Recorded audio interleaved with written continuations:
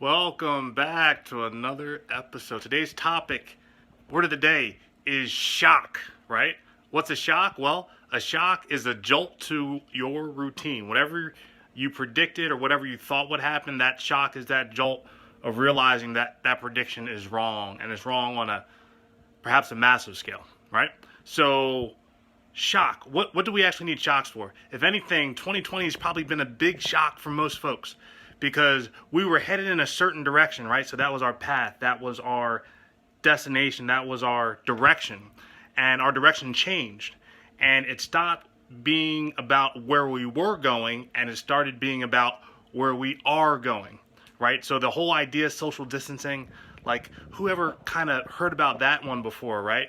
If anything, that's maybe something that a parent would hope that their child who's going on a first date would actually execute when they're on that first date, right? Make sure you're executing social distancing. Well, now it's the norm, right? So there's all sorts of other things that actually come up with that. So that may have been kind of that limit that you actually had, or sort of that comfort zone, that buffer zone where you kind of felt comfortable and not too close to people. Because I don't know about you, have you ever been on the metro before, or public transportation, or at a concert or any crowded place, and you were just so tight that you couldn't move because everybody was around you? Probably the biggest one that I remember that I've never been to is Times Square, right? All of those events, they just stopped, right? So this new year, it's going to be something that is going to be very different than it's been in the past, because you're actually going to have space. Who would have thought about that, right? You're actually being given space. So with space, you're also being given time. And that time piece, if you don't remember me talking about it already, is something you want to take advantage of. You've gotten more of it, so you want to make sure you make the best use of it. After all, time is the most valuable thing we actually have. Now, with the shock, there's probably been other shocks that have happened to you in your life. And I wanted to go over a few that happened to me because I can remember them like they were yesterday.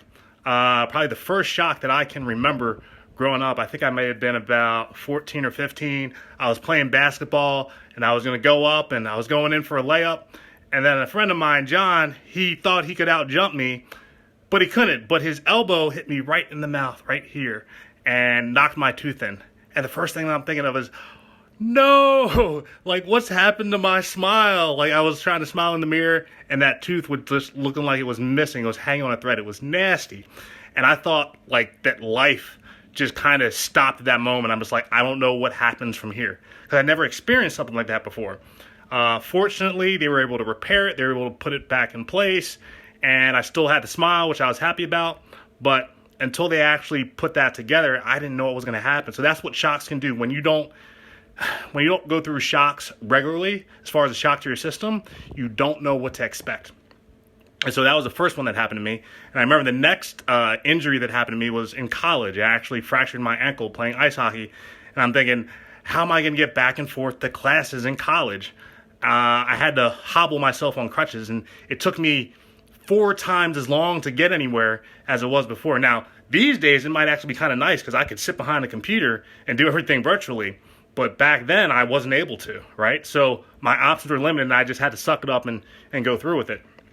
So I had to give myself some more time. So as these things happen, as they come about, you figure out a way. And the more used to the jolts and the shocks that you are, the easier it becomes, right? So I talked about 2 physical jolts to my system, 2 physical shocks. But I've also had some other shocks. I lost my mother back in 2009, and my son was 1 year old. And I was thinking, oh, how great is it going to be, for my mother to actually grow up with her grandson, right? Just because all the stuff that she did with me growing up, I was imagining her doing that with my son. And that didn't get to happen. And that was a big jolt. And I had to deal with a lot of drama with matters of the estate and family matters. And I'm just like, I can't even grieve. I got to go through all this stuff. So I had to respond to that, right? And that wasn't something that was easy, but I was able to do it. And that's the stuff that kind of keeps you going, right? The support system you have, the things you know that are in front and waiting for you. And then probably the biggest one back when I was 35 was I was forced to retire at 35. Who would have thought about that, right? And that came with some huge challenges. Ones that I really kind of looked at everything and I'm like, how is this even possible? At least the other things I was just like, this is kind of a pattern interrupt here. I'll figure it out. But I had to take that same approach. I had to figure it out. And it's actually turned out to be a blessing in disguise, if you wanted to believe that. But that was probably one of the biggest ones that I've gone through as of late. But as far as the fulfillment piece, man, that one strikes me for a loop.